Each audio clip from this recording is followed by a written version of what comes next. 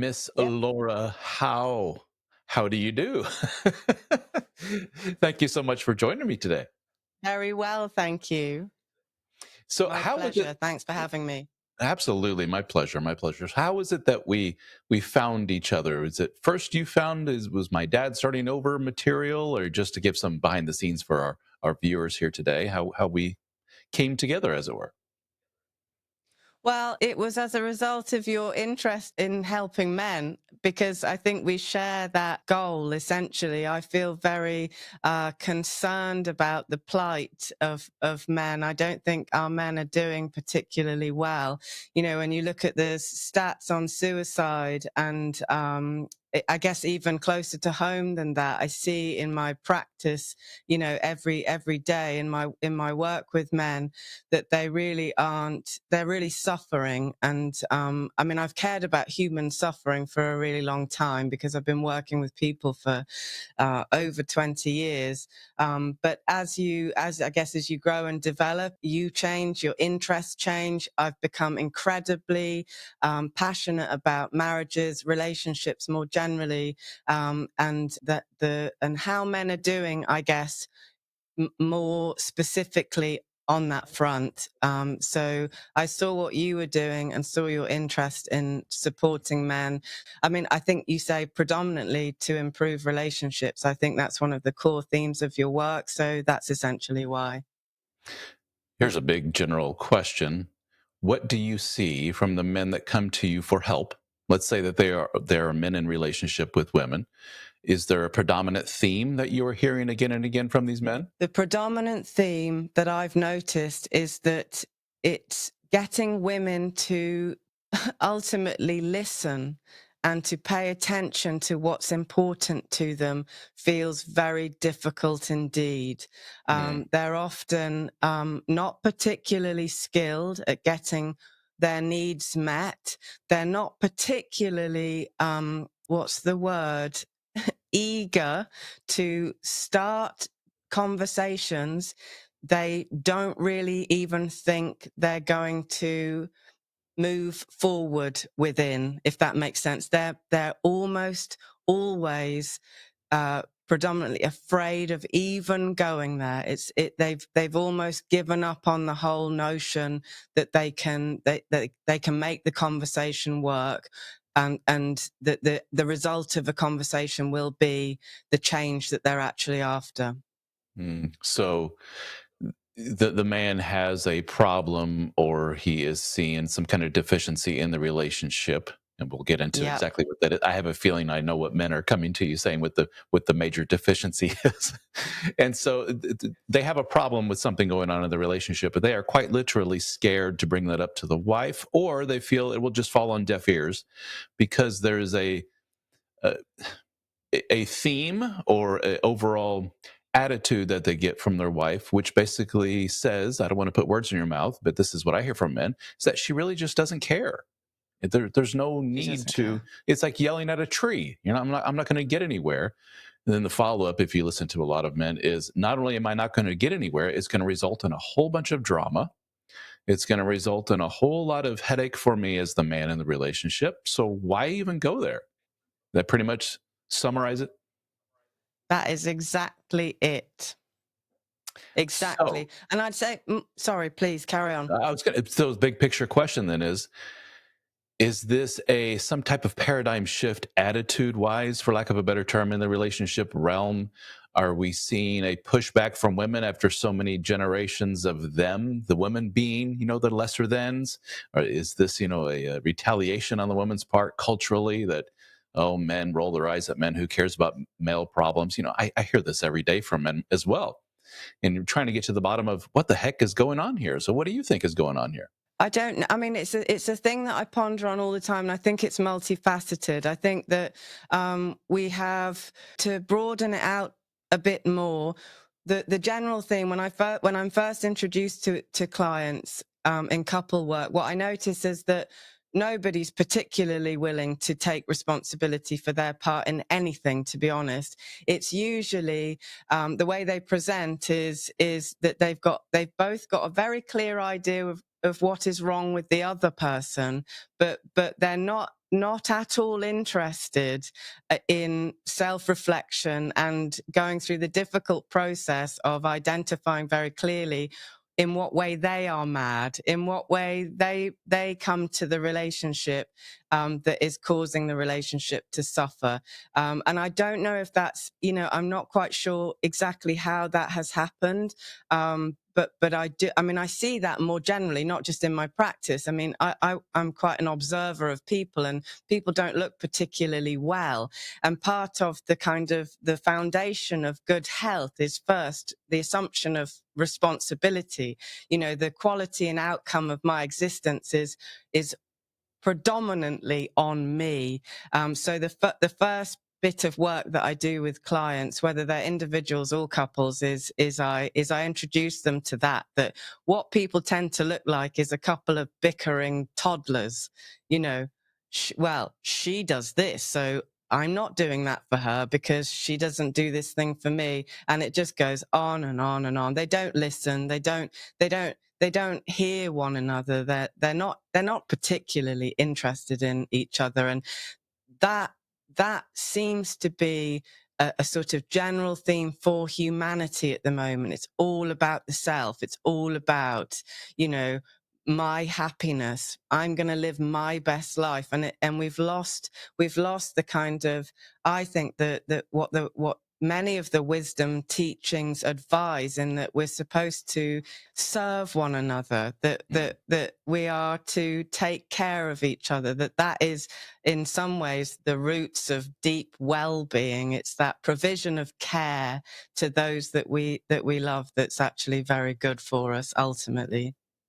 So a big part of the relationship headaches that we are experiencing now, it's an artifact of an overall cultural selfishness that we're seeing an increase in. What about I me? What think about me? What so. about me? And there are some cultural things that contribute and magnify that further. We see, and this is coming from a male perspective, understand, we see in our women, there is kind of a mommy martyrdom, as we call it in the States, where it's you don't understand, husband, all of Uh, the horribleness that I endure on a day to day basis as a mother. So yeah. if I, as a man, come to her and say, XYZ is a problem with me, I am unhappy, one of the very first things many men will report is, how dare you come to me with this deficiency in your life? Don't you realize what I, as the mother martyr, endure? I do this. Uh-huh. And the man's like, okay, I understand. My problems are very little in comparison to yours. I will shut up now. So that's, I guess a weapon that the women always have in their back pocket that they can pull out at any moment. And society overall will say, yeah, mister, you really do need to shut up. You don't realize what it is that your wife does. And what a lot of men have done, to a lot of men's credit, usually are more anxious men, and I want to get into that. That's the majority of my audience, is they will try to resolve this discrepancy or disparity in as it's work in the domestic world, in the family work that a lot of women do. A lot of women are the logistical managers of the family, as we know. They're the ones that they know the teachers' names, they make the doctor appointments, so forth. So the men go, okay, she's got a point. There is a disparity there. I'll tell you what, I will ramp up the work and I will become Mr. Domestic. I will take over. Heck, talk to some of these men. It's like 99% of the domestic duties within the home. The man's just like, wife, I understand you're stressed out. Here's a glass of wine. You just sit there. This Uh-huh. happens. Some of your more anxious Yeah. men take on that role, and it doesn't improve a thing. So No. we go right back to the beginning of, there's an overall behavioral attitude thing at play here, which just colors everything. And if we don't address that at the ground level, foundational level of this whole thing, then all this work and chore play, as we call it, and everything else that men do, and I want to get back to the what men come to you with is the number one problem. What men come to me with, the number one problem, is because of a book I wrote called The Dead Bedroom Fix. I wrote that years ago. Yeah. It's all about sexless marriage. That's the number one pain point for married men, as far as what I've heard, is there's little to no physical intimacy between the wife and I. There sure as heck used to be, as Yeah. I've watched your videos, so I know you address this, the honeymoon phase, the old Yeah. mating game, the courtship phase. Yeah. Um, the men will say that was magic. And frankly, that's what got me hooked on this woman. That was a big part of why I committed myself to her. I felt so connected to her emotionally, physically. Hallelujah, I found my soulmate. And what just happened? Where did my wife go? Or where'd my girlfriend go? Let's be honest. Yeah. And so the men will try anything and everything to remedy this. A lot of men, the men that come to me do. The chore play, the let me take this over, let me take that over. You don't have to worry about anything, wife. Yes, do whatever it is you want to do. I will watch the kids for so many hours or whatever. You go do your girl thing, whatever it may be. And I'm just hearing again and again from men, they just haven't found that magic something to flip the switch. Some do, thankfully, flip the switch. They read my material, listen to your material, and they put together their own little script for how to resolve this situation. But really, for a lot, it comes down to it's a dance. It takes two to tango. And if she It just does does. the proverbial this all the time and says, I'm not interested in working on this, you have no luck, or you have no chance of turning this around, do you? Not at all. Yeah. Absolutely not. You're so right. It takes two to tango, and I don't know what's happening to women in terms of the sort of script regarding your duties. I mean, you can't even say things like that without enraging women. I don't really understand it. I'm a, I would say it's fair to say I'm a conscientious woman. When I'm with all things, if I'm going to do something, um, I like to do it well, and that's been a lifetime's work, to be honest. I've got much better over the years, but I think, if you're going to have children, you want to do the best job with your kids that you can. Even the dog, we got our first dog, and you want that creature who is entirely reliant on you for a huge amount of its well-being. You want it to thrive. So you get the dog, you have to understand what dogs need. You don't give them what you need because it's a dog. It's got different needs. So I feel the same as a wife. I feel very strongly that as a wife, I have a responsibility to take the very best care of my husband that I can. He's valuable to me. So it's to me, it's wisdom. It seems wise. If you want your man to function well, sex needs to be on the table. Men they just don't function very well if they don't have that. It's a fundamental need. And having gone through periods ourselves where, because sex, your kind of relationship with sex and your own sexuality changes through the eras of life. And, there's a sort of waxing and waning of these things. But I think a healthy person is conscious of that. And they're very sort of aware of anything that changes the game in that respect. So when you have kids, for example, I don't know about you, but the early stages of child rearing for me as a woman was not exactly sexy. There was a couple of years where I lost the plot. I described myself in hindsight as being semi-feral, but my husband, bless him, was careful to remind me, because our sex life changed as a result of that was painful for him, and it wasn't exactly a smooth transition for me to come back. But because I value him and I respect how he feels about things, I listened to what he was saying, and we got it back up and running again. So for me, it is about my, the duty that I have. I do believe in that. I am a married woman. I've asked him to spend the rest of my life with him, and because we are monogamous, I don't want him to be looking elsewhere. So it makes sense to me that what I offer him in that regard is decent and plentiful. Do you think your attitude of duty, your attitude of this is a very important, crucial component within a relationship, and it takes both of us to work on it, especially me as the lady in the relationship, because I have putting words in your mouth. I have these natural biological tendencies to want to focus on the children.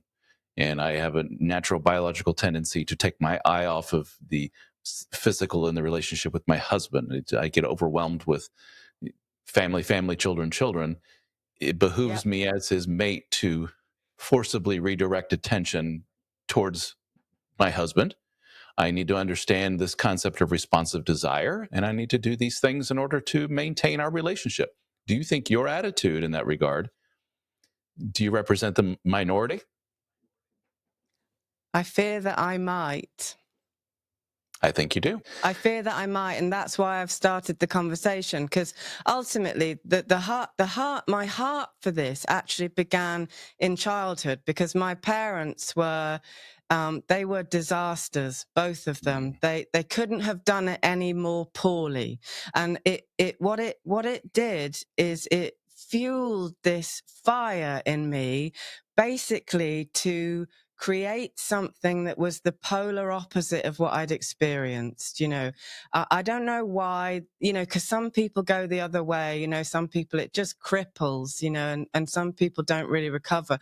But for me, it's just been this passion that I always knew I wanted to be married. I always knew I wanted to have children, and I was going to do it well, no matter what. It's something I'm so very passionate about. But yeah, and I don't see it in many women, and that's just so sad.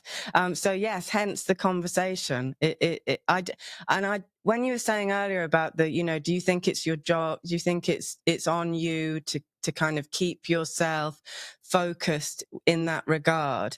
I think 100% yes, and that is not straightforward. The things that you have to do as a woman in order for that to be the case are complex. It's almost a daily effort, but that's love.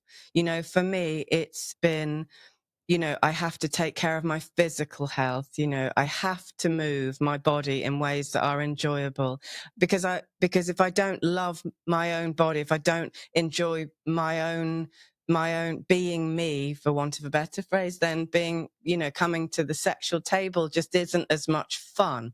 I've had to deal with all sorts of childhood stuff. I've had to address my less than healthy attitudes towards men, which is not, that's not something that you do overnight, Ralph. That some of these things are surprising in terms of you think you've got a handle on it, and then it's more like a sort of cycle of repeating and coming back to things. But I think mindset is really at the heart of all this. Once you understand a thing, it's like my husband is valuable.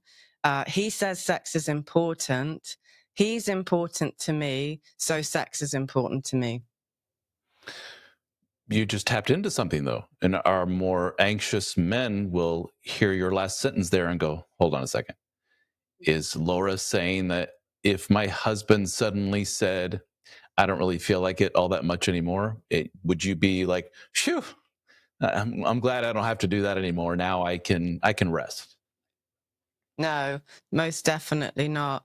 No, I definitely don't think that, because I think about human health. I've almost simplified it. I mean, I think that looking after yourself isn't easy, but there are basics within human health. I think that we are physical. We are, obviously, humans are physical beings. We are emotional beings. We are psychological beings.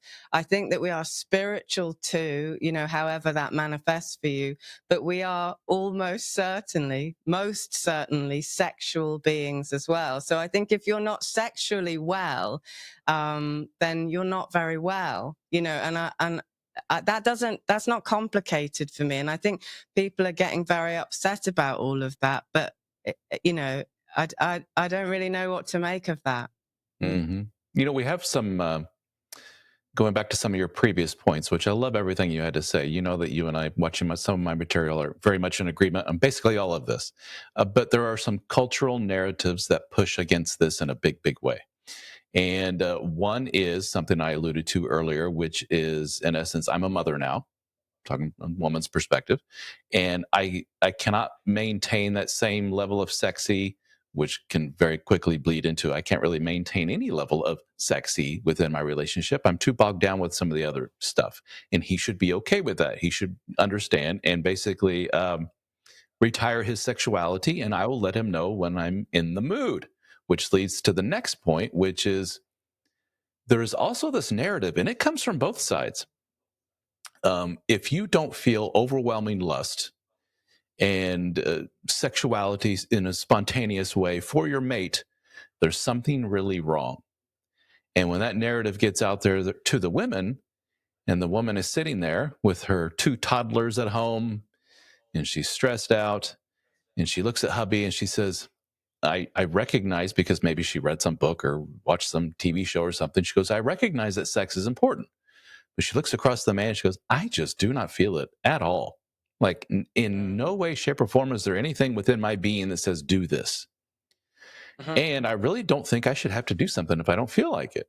If I'm that averse to it, then what that does is it points to something's wrong here. And instead of taking the more, accountability, self accountability road of maybe there's something hormonally going on with me, maybe this just is a natural progression in a woman after she has a child. Maybe it's something I need to forcibly work towards and connecting with my husband. And maybe I need to give the kids to the babysitter for a weekend and he and I go away together and reconnect in that way. Instead of that, the narrative, unfortunately, is something's wrong between the two of us. And maybe that means we weren't meant to be. Maybe that means we need to go Splitsville or just understand that the sexual side of us is over. Maybe I just need to resign myself and I need to convince him he needs to resign himself to that side of our life is over. And hearkening back to something you said earlier, what these women follow that up with is that's the way my mom and dad were. I never saw my mom and dad hugging and kissing and being cute and sexy with each other and going on dates. They were just like roommates for all of my childhood. I never saw an ounce of any kind of romance, sexuality between the two of them. That's just the way it is. That's something that a lot of men hear, a lot of men that I talk to hear from their spouses. That's just the way husband and wives are, especially after kids. And if you think otherwise, you're a kind of a sex maniac or you got a problem and maybe you need to go to therapy. And I've unfortunately spoken to some men who have been convinced that they are a sex addict because they just want to hug their wife. It's like, oof, that's So sad, isn't it? sad. Yeah. Yeah, it's tragic. I mean, it's actually tragic. So what do we do about this? We got a real problem. We've identified we got a cultural thing going on. We have a natural biological tendency in women to, let's put it this way, I don't know if it's fair, to kind of separate in that way from their spouse, especially after children. Long-term Mhm. monogamy and all of these things work against us. How I've kind of framed it, you may have seen me say this elsewhere, is there is very much a tendency within us as the human animal to, oh, wow, I've fallen in love with this person. Make babies, make babies, make babies. That's what Mother Nature is telling us. And then it Yeah. seems to tell us, oh, you've made the babies. Everything's good, right? You can go your separate ways now. Wife, shut it down. Focus on the children. Husband, look at all that over there. Look at all those other women and take Mhm. your attention away from her and point it elsewhere. Pornography takes advantage of that. We have the Yeah. world's oldest profession, sex workers and so forth, take advantage of that inclination within men. There's a lot pulling us apart. That's hence why it takes work to forcibly bring us back together. Um, but that is absolutely a foreign concept to many people. And again, if I have to do that work, Ralph, then dude, what am I doing? That's exhibit A for it wasn't meant to be. How do we how do we fight against that? Well, one of the ways that I simplify it again is that I think I relate it to my experience of physical health. You know, I don't always feel like running. I don't always feel like going to the gym. I don't always feel like eating whole foods, but it's almost what I've learned is that it's almost irrelevant how I feel about those things. There are natural laws.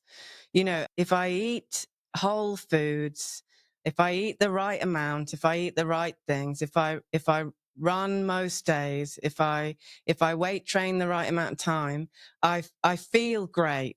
I keep my physicality in the sweet spot, you know, and I like to feel well.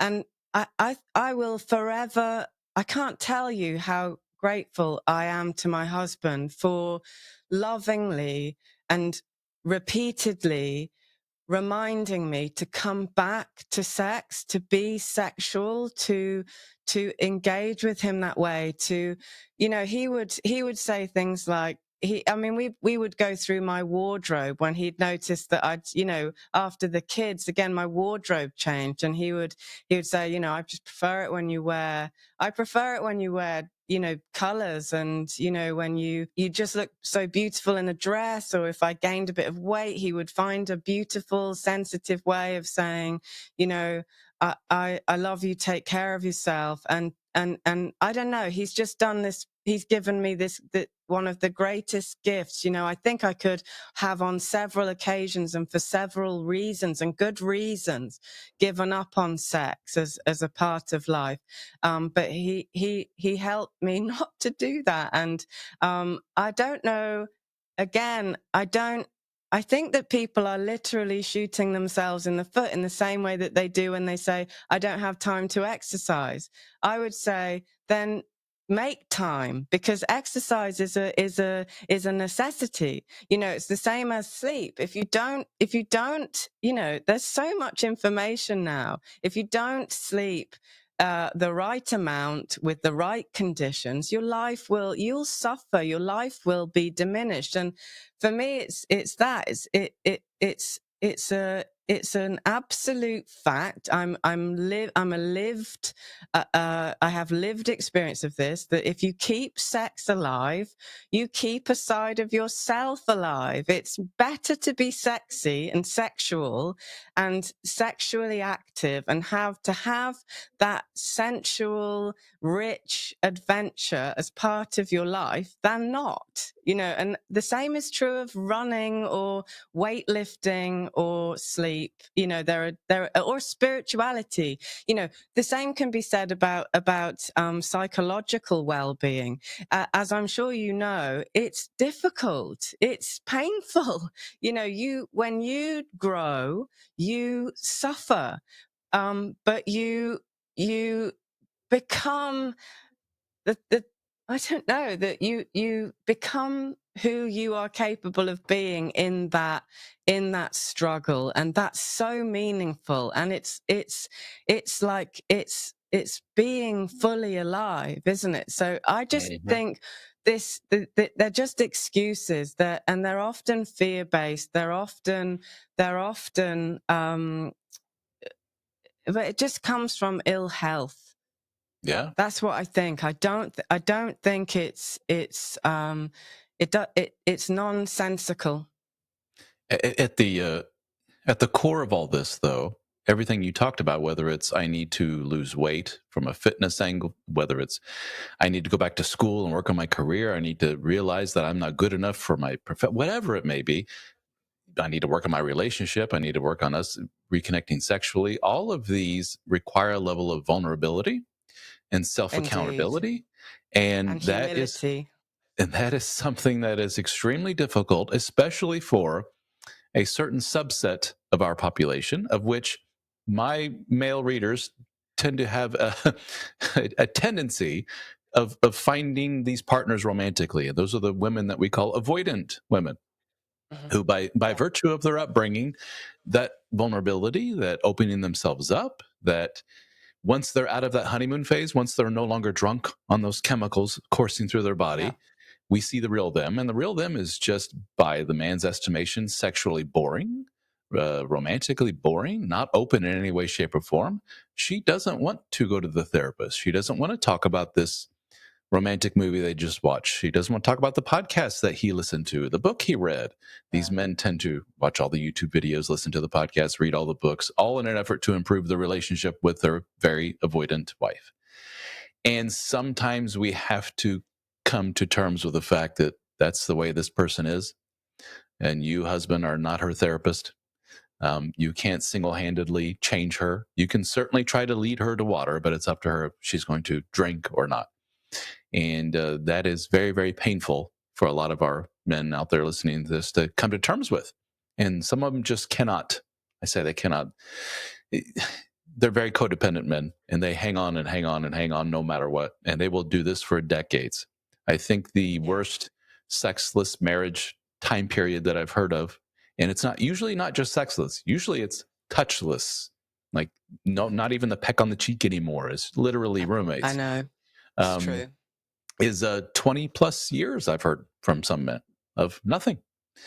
And every man listening to this story, man and woman, does the same thing. You get wide eyed and you listen to the story and you go, "What are Yeah. you doing? What what's going on?" And really, they don't do the. We know what the real answer is. Well, when I was a little boy, let me tell you what happened to me. Let me tell you about my mother and father and their relationship, and let me tell you about all my subsequent relationships after that. And it led me to what you see here today, a very codependent man. No, usually it's framed in terms of I don't give up. I'm a man, darn it. I made vows to this woman. I made vows to this Yeah. this marriage and this family and this relationship. I'm going to stick it out no matter what. There's often a religious component. I'm going to see my maker after death, and he's going Yeah. to say, "Congrats, you did what you were supposed to do. Here's the pearly gates. Go on in." A lot of men really believe that, and I'm not going to belittle them for their beliefs if that's what they believe. But, oof, we have a lot of guys torturing themselves basically, and married to the wrong woman, and that's what a lot of them come to terms with: is I just made a big oops so many years ago. Hmm. And how many of those men do you talk to, and what is the tipping point, Laura, from where a man can go, all right, I've given all I can. Now it's time to face reality and realize, shake hands with a woman and say, I think it's time we go our separate ways. And when you have a man who's facing that precipice, what do you say to him? It's difficult, isn't it? Because you need to ascertain exactly what you're dealing with. You know, and this confuses me, Ralph. I'm not going to lie. I mean, I do wonder, you know, because you know, we read all the comments of the chaps that are going through this, and I think, well, what on earth is wrong with this person? What is wrong with this woman? You know, because the stats on you know, the dark triad personality types, because that's what it sounds like. You're It hitting on is, something. Yeah. yeah, it. They're not that high. I mean, the stats, and I'm not great with stats, so I can't pull figures forward, and I couldn't quote the studies, but that you know that it's not most people. Most people aren't clinically, you know, they don't clinically fall into that frame, that personality type. So it's very difficult, and I think in some ways I think I might be guilty of a kind of idealistic, what's the word? I struggle to, I'm not someone who gives up either. And that's why I'm doing this, because I genuinely think that for a lot of people, it's not badness. It's, I don't know, miseducation, or that they just don't understand. They don't understand what marriage is and how we're supposed to behave in marriages. Yeah, so I'm struggling to answer the question, because I can't think of the chap that I've ever said leave her to. Mm, I've worked with chaps that have been left after being treated dreadfully, and I've helped him kind of rebuild himself, because these men are literally destroyed by these types of women. But generally speaking, in my practice, I am able to kind of get the man and the woman into a more mutually generous frame of mind. So I do tend to see things improve. But to that guy that has been, you know, waiting and trying everything forever, I don't know. You have a duty of care to yourself too, don't you? You know, so for me, be being very clear about where my health was as a result of the relationship. Relationships are they're supposed to enhance your well-being. That's a fundamental, you know, that's a bottom line. With whoever, friend, teacher. I mean, your life is supposed to be improved as a result of having connections with other people. So if your health is, you know, is really quite bad as a result of your marriage, and it's been that way for some time, you do have some really serious questions to ask yourself about whether that is you know, whether it's wise to continue. One thing we have working against that, though, is the narrative of or the archetype rather of the plow horse, the man who works through everything, darn it. And, life really, this has been instilled in a lot of people, and for good reason, which is life throws a lot of really bad things at you. Life is not this. Life is like this. Somebody gets sick, somebody dies, and somebody loses a job, and you work through these things, and your team, Mary and Joe, you guys, it's you two against the world, and all of that good stuff. But there is a point where you have to go, okay, Joe, this isn't good. You've caught your wife in her fifth affair. I've heard these stories. I think it's time we face the fact that your wife may not be wired for this whole long-term monogamy thing. Or Joe, your wife has physically abused you on how many occasions now, Joe? I don't know. I've lost count. Yeah. Like, what did she do? She punches me. She throws things at me. She actually stabbed me with a fork at one point. You hear all these stories. You're like, Joe, you need to distance yourself from this. Well, I'm a man. We don't just walk away from these things. We plow through it. We work through it. Gosh darn it. That's what we do.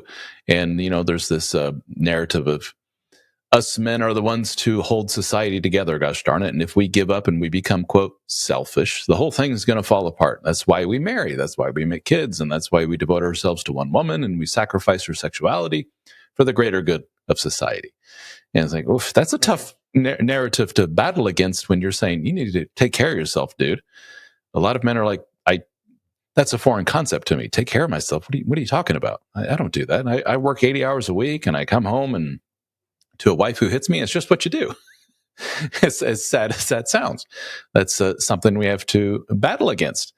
And usually for these men, it's there's some completely undeniable, excuse my language, holy shit moment is what we call it, where there's just no denying on their part that this is something that they cannot ignore any further. They have to move away from this. Sometimes it's catching her right in the act of an affair, or everyone finds out about it, or something like that. And he's like, okay, now there's no doubt I have to leave. Or she is the one to say goodbye and leave. And really difficult for these men to face the fact that they have wasted, quite literally, years and years of their life in something that was so toxic, is a term that's overused, but it applies.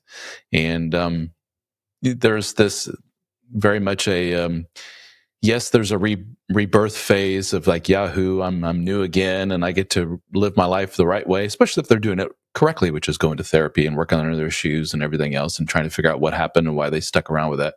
But there's also a big state of mourning, which is I've lost a big chunk of my life to what was in essence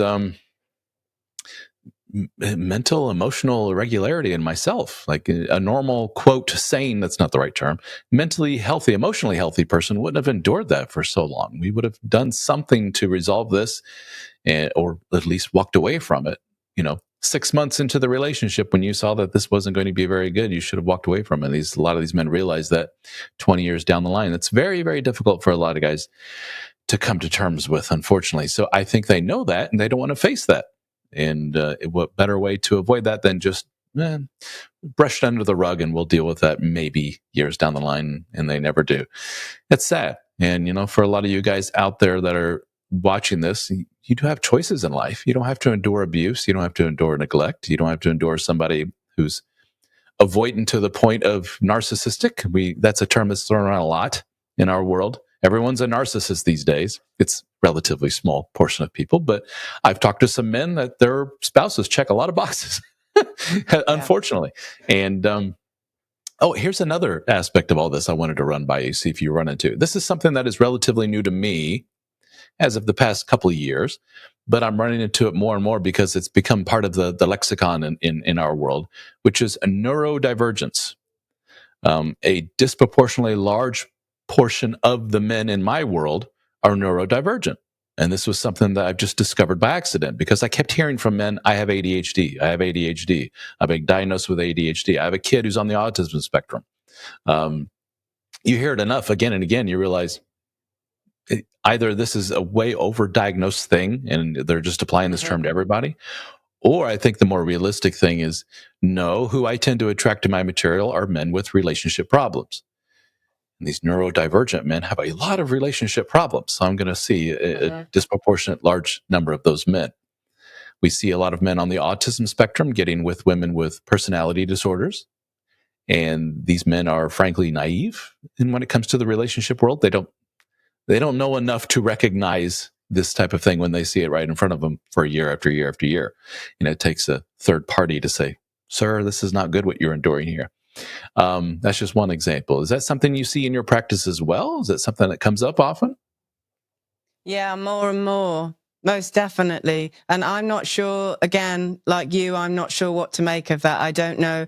I don't know if it is overdiagnosis. People are, the way that people get diagnosed, even it's, a lot of people don't actually even meet the individual that diagnoses them. So I'm not exactly sure about that. But very much so. I am seeing that, for both men and women, huge amounts more people talking about themselves in that way.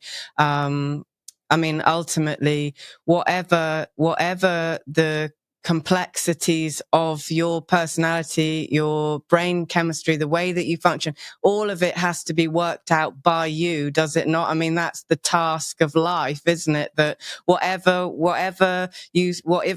we each struggle with, we've got to get a handle on it all, and I often think that one of the things that is it's quite sad that we don't teach about relationships. There's nowhere for people to go early doors. It's a shame that it's not a conversation that we're having at school. Children don't get taught much about relationships in school, and a huge amount of people's parents didn't talk about relationships. It's not.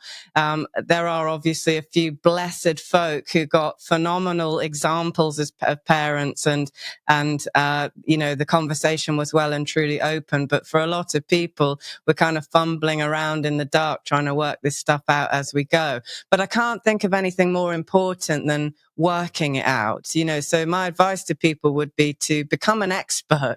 Become an expert on human psychology. Become an expert on your own, how you function. You have to work out where you're vulnerable. Whether it's that you're ADHD, or that you're an anxious avoidant type. You need to know how you're going to show up in relationship, and what the challenges that might bring you, because they can obviously, as you're really clearly highlighting, they can be dire. Yeah, it's but that makes things more difficult when we just say, and it sounds almost like a cop out, but it's not. It's 100% true. And this applies not only to the emotional mental health realm, but also to the physical realm. Like, for example, I'm almost 50 years of age. And so in my age group, there's a lot of discussion around hormone replacement therapy, for example, for men and women Yeah. both. A lot of the men in my world have jumped on it completely. They go to the doctor. The doctor's like, your testosterone's way down. The man's like, shoot me up, doctor. Give me whatever you got. Yeah. They're all ready for it. And so the men, I'm seeing all the discussions amongst the men in our group, for example, talking about their experience with that. This guy takes the exact same amount and type of medication as this man, completely different results. He says, I feel like Yeah. $1,000,000. I feel like I'm 20 years old again. And this man says, I don't feel anything. And then this man says, I feel worse than ever. So Yeah. every person is unique with the biology that they bring to the table, with the when it comes to the mental and emotional health, with the background, the baggage that Yeah. they bring to the table. Yeah. So whether you have labeled yourself or someone a professional has labeled you as ADHD, autism spectrum, bipolar, whatever it may be, that's that's that card you've been dealt. And Yeah. so you need to figure out how to play those cards properly within your life, within the parameters of what you have to work with the tools in your mental toolbox, and figure out how to apply those to life and come up with healthy relationships with yourself and with others. Oof, that's tough. Exactly. That's tough, especially if you, like you just alluded to, if you didn't have that great mom and dad. Those people, and I've known those people in my life that they just come from really great families. Their moms and dads are so loving to each other. They have such great extended family. All their brothers and sisters are all Yeah. they all have it going on upstairs. And sure enough, they marry people who are also really wholesome, great people who come from great families. They And you tend watch them to. and it's just effortless to them. And you have to marvel at that. Like, wow, it just, but there's a lot to learn from those folks. We can learn a little bit, but their path to where they're at today, that ain't yours. You have to contend No. with this. You have to contend with that. This is your shortcoming. This is something you need to work on. It's not going to be you. And for some men, you need to recognize you tend to attract a certain type of person. I've talked to men that say, I've been in 5 different long-term relationships, and all 5 ended with infidelity on the part of the woman. And I say, for example, well, sir, that's not a coincidence. And it's No. not so easy just to say all women cheat. That's where a lot of men go. They become angry and say all women are just cheaters. No, sir. You tend to be attracted to a certain type, and that certain type tends to be attracted to you, and you tend to find them. And what's sad is that when these guys do take that in and they look back on their romantic relationship experience, they recognize I had opportunities to connect with healthy individuals, and I just cast them aside. That's not for me. Yeah. Why? She's boring. She's Yeah. whatever. Or the saddest is, why would a person like that want to be with me? Look at her with her great family, and she comes from a great background. That's just, that makes me feel uneasy. I know she tends to like me for whatever reason, but no, I like this one instead. This one who just came out of jail or whatever. Yeah, totally. We see that all the time, and that's sad. And that's something I can personally relate to. And it sounds like you have some in dysfunction, if you will, in your background as well. And we recognized, for myself, late in the game, late 30s, early 40s, like, yeah, that's something I have to contend with. And that's something that I need to, by virtue of working in my group and working with other men, I've come to realize that that's my flavor of baggage. Those are the tools I've been dealt. And that's what I got to work with. But, again, we're battling these narratives that I keep bringing up of, no, if the relationship doesn't feel 1,000% right out of the gate, and for the rest of the relationship, just cut it and move on to the next one. We have a lot of serial monogamists out there jumping from person to person just because of that. Yeah. The infidelity in our world is not unheard of. We have a lot of people getting their needs met that way. I've lost the spark and I've lost that energy. And well, you can get it pretty quick in an affair, just like that. It's not necessarily fair. Indeed. And we have a lot of, not to pick on the ladies, but there is a narrative of these men and there is a kernel of truth to it. Don't get me wrong. The narrative of these men in our lives, it's like having like, let's say they have 2 children. I have a 3rd child and it's my husband. No man likes to hear that. We always cringe when we hear that. But when you listen to the lady's story, you're like, she's got a point. The man just kind of hung up his husband coat and he just became like this another child in the family. What's for dinner today, honey? And he doesn't really do much of anything to help out. He doesn't do the adult thing.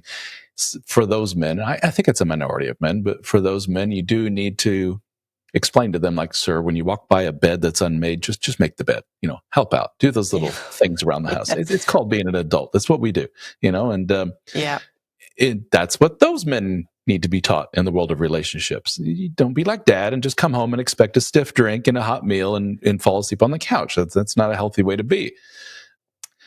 One thing that I brought up in several interviews that I've done with folks is this, and if you agree or not, kind of a paradigm shift in relationships, which affects all of this, which is back in the good old days, as all of these men love to allude to, relationships were very much based on need. We need each other to survive. We need each other to raise these children. You need me for XYZ. I need you for this. The stereotype was, I need woman to help raise children and maintain the household. Woman says, I need husband to go out and make some money to put roof over head, food on the table, et cetera, et cetera. Yep. Now, we're a far more egalitarian society than we've ever been. Men are far more domestic than they've ever been. I'm sure there's still some catching up to do, but we're getting there. And we're noticing as we're doing this, the societal shift, if you will, the relationships become one based upon desire rather than need. I'm with him or her because why? Because I like them. I love them. They're my partner. They're my best friend. This is where it gets difficult. They're my best friend. They're my lover. They're my caregiver in case I get sick. They're fill in the blank with all these things. The problem with a desire-based relationship template, for lack of a better word, is that all those things that I mentioned, when we become kind of deficient in any of those, which is a natural thing, then people tend to go, time to move on. Why? I don't really need them. I don't need this man to put food on the table anymore. I'm a vice president of sales for so-and-so company. And the guy says, the man says, this is something we don't talk about often. Sex is readily available as a young man these days. Casual sex is not an unheard of thing. I can go on my phone and have a date next Wednesday, and away we go. These are things that work against the work that you and I are trying to do, which is, hey, let's keep you two together. Let's work on becoming a better you, and you work on becoming a better you. Oof, what do you think about all this? I don't, again, I don't know. I'm quite, I don't know, a romantic. And for me, it's about the children. You know, I think maybe it's different if you don't have children, but once you have children, you don't just then have a duty to your spouse. You have a duty to your children. And I do think that, one of the best gifts that we can give our children is a sane, exciting, loving, committed, long-term relationship. I just think that children thrive under that. You know, I've watched my little boy over the years. You know, when Russell and I hug, when we're laughing, when everything is sweet, you can see he literally basks in the glory of that. There's something deeply reassuring. You can see it, Ralph. I think it's so deeply stabilizing for children. And I don't know, it's like a sort of there's an order that stays in place for children when parents make it truly work. You know, when you're actually fulfilled, when you actually, you know, no matter what stage of your marriage relationship you're in, if you're genuinely excited by one another still, if you're still the best of friends, still lovers, still, you know, you're still so interested in each other. I think that there's just some psychological structure that's kept in place for children. And that does, for me, that out trumps everything else. So, you know, I could get a different sensation, I guess, with some new guy, but I don't want that. I don't want some fleeting sensation with some new guy. What I enjoy is the beautiful reality, the daily reality of the thing that I've worked hard to construct and keep in place over the long haul and into the future with this man who I've come to cherish more than anything else in the world. So I don't know. For me, it's a non-conversation. But I'm a hard worker. I'd rather, I think the work is worth it. That's what I think. It's for me, I'm a sort of I'm shamelessly pro long-term relationships. You know, I think they're the best choice. I can't imagine the stress of polyamory. I mean, the feelings that I just can't imagine that. I mean, we're territorial, you know, we're so emotional. We're so reactive, you know, the stress of polyamory, or even the stress of continuously meeting new people. You know, it's just not my cup of tea, you know, and I'm not saying if that's your cup of tea, great, go for it. But for me, you'd be hard pushed to convince me that there's anything on offer that's better than a genuinely sane, secure, fulfilling long-term relationship. I agree 100%, but boy, that takes work. And some people just don't have the tools that you and I have. And we would love to be able to educate them all, but it's an impossible task. And we have some folks that don't have said tools, have no interest in collecting said tools. They'd prefer to be on their own and stay single forever. More power to you, whatever makes you happy. I think there's a lot of chaos that results from society, you know, enforced monogamy, we may call it, you know, or society puts a gun to your head and says, you need to get a woman and settle down, mister, and you need to get you a husband. And these people are like, I don't want a husband. And then all hell breaks loose. I've seen that quite a bit.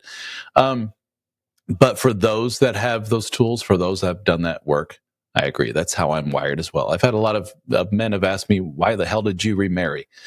I said, because that's kind of how I'm wired. I'm the kind of guy that likes a Yeah. partner to go through life with. And I'm not ashamed to say that. I don't think that makes me less of a man to say that. And that's just how I've been wired. I don't know if it's something I can point to my parents to say that they instilled some of that in me. And one of the positive things they Yeah. did instill in me is the importance of having a partner and the positives that can result from that. You brought up the kids as being one of the major factors, like a glue that holds a couple together. But unfortunately, we got a lot of people. The old baby making rate is going down in all the Western world. It I seems a lot of know. people are opting out of the making children, and we know statistically, the more children a couple has, the less the likelihood of divorce. Just for that very reason, we're just so occupied with keeping this family unit together and working for these children. Hmm. And if they don't have that, the chance of divorce goes up. So we got a lot working against us in the old long-term monogamy department, that's for sure. But like you say, I think it's worth it. And the polyamory thing, oh my goodness, we could talk an hour about that. There is, it's interesting. The more you get into this relationship world, and you keep going in circles with all this, don't you? And one is that I there's do. the progressive mindset of, hey, whatever it is you feel, explore it. That's a-okay. And there is a very real tendency within long-term monogamy is that there's kind of a boring phase here. We got to work on this and this, and it's very the quick, simple switch flip to fix all of that is to go, oh look, a new one, and suddenly you Hmm. will feel amazing, and you'll have that resurgence of sexual energy, of romance, of lust, of love, and everything else. And that's basically what the polyamory world or open marriage world, whatever you want to call it, that's what they're pointing to. Is that you will feel amazing, and you'll be able to give your love to so many folks. And I'm always the first, just like with you, to go, you're introducing a whole level of complexity that you have no idea. Two people Yeah. together is already complex enough, and now you're layering on top of that more and more individual. It's like, come on, what do you expect? There's going to be all kinds of chaos. And I talk to those poor men, those poor codependent men who have the wife that comes to them and says, I know we haven't had sex. I know you're not happy, but here's what I'm thinking. I would like to go form relationships with other people. But congratulations, Mr. Husband. Now you can go out and get other women. And Hmm. these men are like, I guess that's a good thing. It's not what it's not what I planned for this relationship, but at least now I'll get some. And unfortunately for a lot of these men, it's what that meant was the woman already had a man in mind, and she already has Yeah. him in the wings, and forms the relationship with him, and he is not so lucky, and their relationship disintegrates. And it was basically kind of Yep. a an above board affair, if you will, or something to that effect. And he watches the wife jump into the arms of a new man and form a relationship with him. It's sad. So there's a whole lot of chaos that can result from these kind of arrangements. And I'm not one to be prudish when it comes to that kind of thing. I always just kind of wave it off of, if that's what you want to do, then have at it. But understand you're introducing some chaos into your life potentially.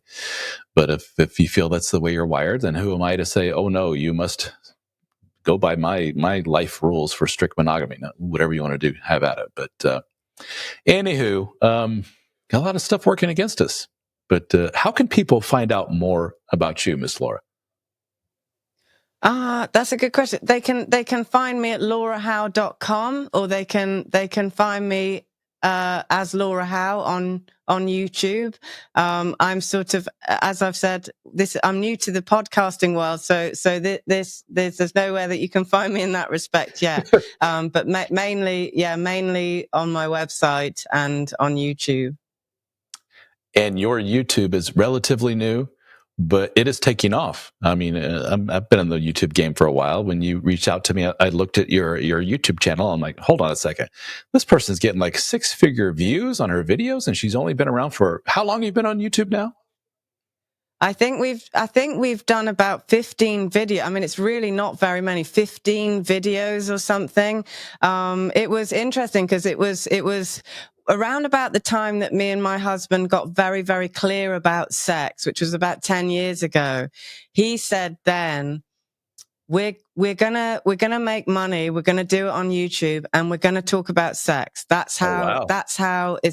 that's where it will come. He worked it out. To be fair, I'd love to take credit for it, but I can't. Annoyingly, he was the one that spotted it, and he spotted it in his male friends. Men don't talk that much in England. I'm not quite sure if you know much about the British male culture, but they don't talk about anything deep. It's like a no-no. They will talk about football and these kind of shallow surface interests. But he recognized that a lot of his friends were in sexless or near sexless marriages, and he saw it to be the dreadful thing that it is 10 years ago.